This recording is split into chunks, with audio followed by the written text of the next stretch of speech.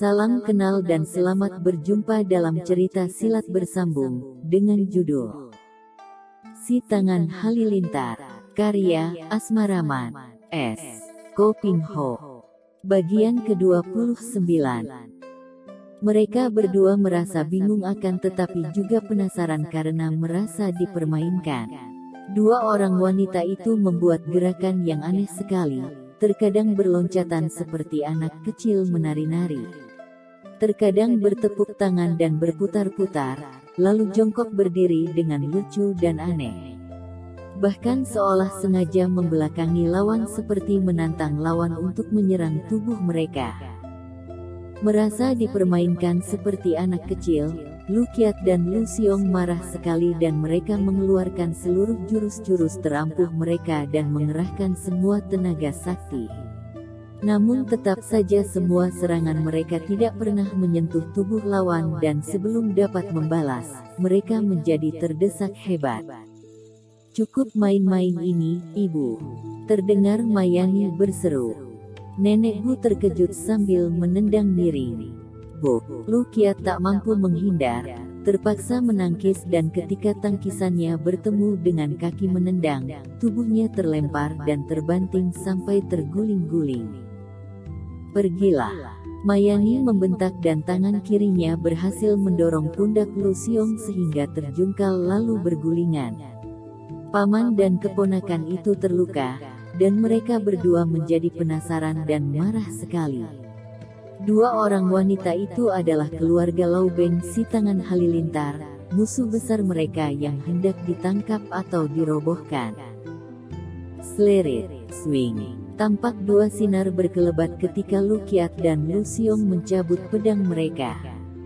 Akan tetapi mereka adalah orang-orang gagah yang merasa diri mereka pendekar Xiaolim, maka tentu saja mereka memegang peraturan para pendekar dan tidak menyerang lawan dengan senjata tanpa memberi kesempatan lawan mengeluarkan senjatanya atau tanpa memberi peringatan. "Keluarkanlah senjata kalian," kata Lu Qiat kepada mereka sambil memandang dengan sinar mata menantang. Juga Lu Xiong menahan senjatanya, tidak langsung menyerang melainkan menunggu lawan untuk mengeluarkan senjatanya. Tapi kedua orang wanita itu saling pandang sambil tersenyum dan berdiri menantang. Keduanya mengangguk karena dengan saling pandang saja mereka sudah tahu akan isi hati masing-masing. "Kami tidak takut menghadapi pisau mainan anak-anak itu. Kalau kalian hendak menggunakan pisau itu, maju dan lakukanlah. Kami tak biasa menggunakan senjata menghadapi lawan yang bodoh seperti kalian," kata Mayani dan ucapan itu diikuti suara tawa Nenek Bu. Tentu saja kedua orang wanita itu tidak sekedar membual atau menyombongkan diri. Adanya mereka berdua berani menantang Lu Qiat dan Lu Xiong dengan tangan kosong itu karena mereka berdua yakin dari pertandingan tadi bahwa dua orang murid Xiao Lim Pei itu bukanlah merupakan lawan yang terlalu berat baginya. Mereka yakin bahwa dengan tangan kosong pun mereka akan mampu mengalahkan dua orang lawan yang bersenjata pedang. Lu Qiat mengerutkan alisnya. "Kami bukan laki-laki curang, dan tidak biasa menyerang lawan yang bertangan kosong dengan menggunakan senjata. Hayolah, keluarkan senjata kalian," katanya. "Dengar," kata Mayani, "kami tidak menganggap kalian curang, melainkan bodoh. Bukan kalian yang menyerang kami yang tidak bersenjata, melainkan kami yang menyerang kalian dengan pedang kalian. Hayo, jangan banyak cakap, kalau memang kalian berani, seranglah kami." Dua orang murid Xiao Lim Pei itu tentu saja menjadi semakin penasaran. Mereka saling pandang dan Lu Qiat mengangguk kepada keponakannya, tanda mereka berdua akan menyerang lawan dengan pedang. Mereka lalu mengelebatkan pedang mereka. "Sambut pedangku," Lu Qiat membentak sambil menyerang dengan pedangnya, menusuk ke arah dada dengan gerakan yang kuat dan amat cepat. Pedangnya meluncur seperti anak panah menuju ke arah dada nenek itu. "Lihat seranganku," Lu Xiong juga membentak dan pemuda ini menggerakkan pedangnya, bukan menusukkan ke arah dada, hanya ke arah tubuh yang tidak berbahaya. Namun Lu Xiong pun sudah menyerang ke arah Mayani. Gadis ini pun tidak mengelak, dan setelah pedang mendekati ke arah leher Mayani, serangan pemuda ini bahkan lebih cepat dan lebih kuat dibandingkan serangan pamannya. Shiwut, pedang di tangan Lu Qiat meluncur cepat ke arah dada nenek itu, dan nenek Bu hanya tersenyum saja seolah tidak tahu kalau dadanya terancam pedang yang siap menembus dada dan jantungnya. Melihat nenek itu sama sekali tidak mengelak atau menangkis, Lu Qiat yang berjiwa gagah itu menjadi ragu sehingga tusukannya menjadi lambat. Akan tetapi ketika ujung pedang hanya tinggal beberapa senti lagi, tiba-tiba dari bawah menyambar tangan kiri nenek Bu, dan tahu-tahu pedang telah dicengkramnya dan sekali menarik pegelangan Lu Qiat ke atas, ke dekat mulut. Nenek Bu membuka mulutnya, menggigit pedang itu. Krik krek krek, pedang itu patah-patah terkena gigitan nenek itu, dan beberapa potong kecil masih berada di mulut nenek Bu. Lu Qiat terkejut bukan main, dan dia cepat melompat ke belakang, memegang pedangnya yang tinggal sepotong. Pada saat itu, nenek Bu meniup dengan mulutnya, dan 3 potongan pedang meluncur seperti peluru ke arah tubuh Lu Qiat. Tokoh Xiao Lim Pei ini terkejut dan cepat memutar pedang buntungnya menangkis. Potongan-potongan pedang itu terpukul runtuh, namun ia menjadi terkejut bukan main sehingga wajahnya menjadi pucat dan keringat dingin membasahi dahi dan lehernya. Swing, pedang di tangan Lu Xiong membacok ke arah leher Mayani, namun Mayani mengelak dan mencengkeram lehernya. Kedua tangannya dari kanan kiri lalu mencengkeram pedang ini. Krek krek krek, pedang itu patah-patah dalam cengkraman kedua tangan seolah-olah terbuat dari papan tipis yang rapuh saja. Lu Xiong terbelalak dan wajahnya juga pucat. Dia melompat ke belakang, ke dekat pamannya, dan mereka berdua memandang ke arah pedang di tangan mereka yang tinggal sepotong pendek. Pedang mereka bukanlah pedang biasa, melainkan pedang yang terbuat dari baja yang kuat. Namun 2 orang wanita itu dengan tangan kosong menyambut pedang dan mencengkramnya sehingga pedang menjadi patah-patah. Yang lebih mengerikan lagi adalah ulah nenek itu yang menggunakan giginya untuk menggigit patah-patah pedang Lu Qiat. Sebagai pendekar Xiaoling, paman dan keponakan yang sudah tahu benar bahwa telah dikalahkan dengan mudah, sehingga setelah beberapa kali menghela napas panjang, Lu Qiat berkata dengan gagah, "Kami mengaku kalah. Kalian boleh membunuh kami karena walau bagaimanapun juga, kami akan tetap memburu si Tangan Halilintar, mencari dan membunuhnya bersama semua orang Xiao Lim Pai." Hehehe, Kui Xiang, apakah orang ini sudah gila? Dia minta dibunuh. Kalau begitu, bunuh saja mereka. Jangan ibu, kita tidak boleh membunuh mereka. Mereka ini memang gila, jangan dengarkan permintaan mereka yang bukan-bukan. Hei, orang Selu, kalau kalian memang orang-orang gagah, pendekar-pendekar sejati yang adil, bijaksana dan tidak sembrono, marilah kita berlomba. Kalian carilah bukti nyata bahwa pembunuh jahat yang menggunakan nama si Tangan Halilintar itu memang benar Lau Beng, dan kami akan mencari bukti bahwa penjahat itu bukanlah dia, melainkan orang lain yang hendak melakukan fitnah kepada Lau Beng. Kemudian, kedua wanita itu pun berlalu meninggalkan mereka, yang masih berdiri dengan tertegun di tempat itu. Paman, mereka itu lihai bukan main. Ilmu silat mereka aneh dan memiliki tenaga sakti yang amat kuat. Sungguh heran, belum pernah aku melihat ilmu silat seperti kacau balau dan aneh namun tangguh bukan main.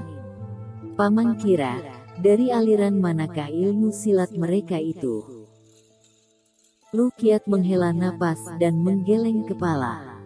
Aku sendiri tidak yakin karena belum pernah melihat ilmu silat seperti itu.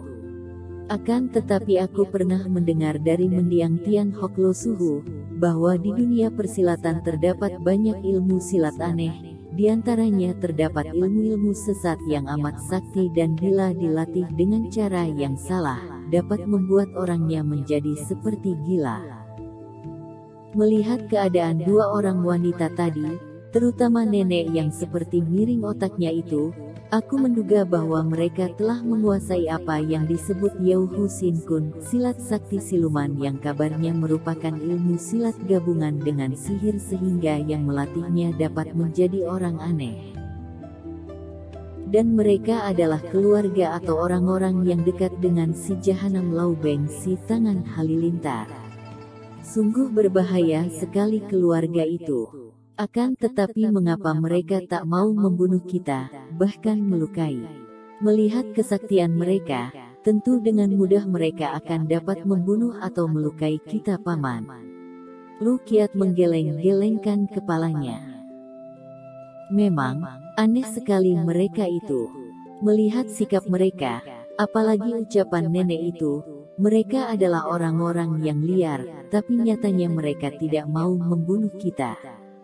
Hal itu membuktikan bahwa mereka berdua bukanlah orang jahat, Lu Xiong. Akan tetapi, si tangan halilintar yang kejam itu adalah cucu si nenek dan sahabat baik Puteri Mancu tadi. Inilah yang membuat aku berpikir, Lu Xiong. Seorang yang begitu kejam dan jahat tak mungkin mempunyai keluarga yang demikian baik hati dan pemaaf, bukan? Dan dua orang wanita sakti yang memaafkan kita merupakan anggota keluarganya. Tak begitu jahat seperti si tangan halilintar, bukan? Mengaku, maksud Paman, ya, kurasa ada benarnya kata-kata Puteri Mancu yang jelita tadi. Siapa saja dapat mengaku bahwa dia si tangan halilintar, pembunuh dan pemerkosa itu. Bahkan aku pun sudah pernah bertanding melawannya. Apakah Paman bermaksud menghentikan usaha kita untuk melaporkan kepada Lam Liong Maciok tentang anak angkatnya yang jahat itu? Apakah kematian saudara kita sekeluarga tidak perlu dibalas? Bukan begitu, Lu Xiong. Kurasa tantangan Puteri Mancu tadi ada benarnya. Mari kita sambut tantangannya tadi. Kita cari bukti bahwa penjahat pembunuh yang mengaku berjuluk si tangan halilintar itu adalah betul Laubeng adanya. Sementara ini dalam laporan kita nanti kepada Lam Liong Maciok, kita hanya melapor bahwa ada penjahat berlengan kiri buntung yang mengaku berjuluk si tangan halilintar dan pandai bersilat aliran Xiao Lim Pai. Kita tak perlu mengatakan dengan pasti tentang anak angkat Lam Liong. Tapi, kita pun hanya mengira-ngira saja, Lu Xiong. Semua hal itu belum merupakan bukti nyata, tepat seperti yang dikatakan Puteri Mancu tadi. Bukan tidak mungkin, ada seorang yang juga buntung lengan kirinya dan lihai sekali, melakukan semua kejahatan itu dengan menggunakan nama julukan si tangan halilintar, untuk menjatuhkan fitnah kepada Laubeng itu. Tentu saja, bukan mustahil bahwa penjahat itu benar-benar Laubeng. Bagaimanapun juga, kita perlu melaporkan kepada Lam Liong Maciok, karena ini merupakan kewajibannya untuk menghukum kalau benar anak angkatnya itu yang menjadi penjahat, dan untuk membersihkan nama anak angkatnya kalau memang Laubeng tidak melakukan kejahatan itu. Walau bagaimanapun juga, Lu Xiong, kita adalah orang-orang yang selalu menegakkan kebenaran dan keadilan, dan selalu menentang kejahatan. Kau tak ingin kalau kita melakukan balas dendam kematian Su Heng, bukan? Tentu saja tidak, Paman.